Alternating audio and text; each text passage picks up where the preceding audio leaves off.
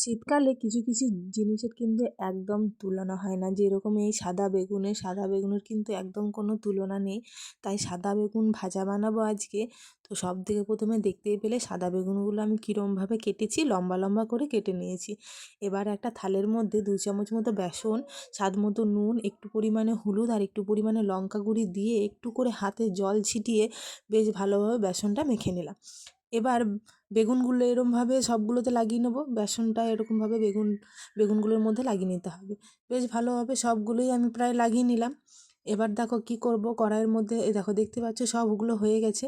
এবার কড়াইয়ের মধ্যে তেলটা গরম করে একে একে বেগুনগুলো এরমভাবে দিয়ে একটুখানি কম ফ্লেম করে আমি ঢাকা দিয়ে রেখে দিলাম। ঢাকা দিয়ে তারপরে দেখো তুলে নিলাম, তারপর দেখছি বেশ খুব সুন্দর গোল্ডেন ব্রাউন কালার হয়ে গেছে। তারপরে দেখো ভাজা হয়ে গেছে, আমি এবার তুলে নিচ্ছি। সবগুলো তুলে নেওয়ার পরে বুঝতে পারছো অসাধারণ স্বাদ, এই স্বাদের কিন্তু কোনো ভাগ হয় না।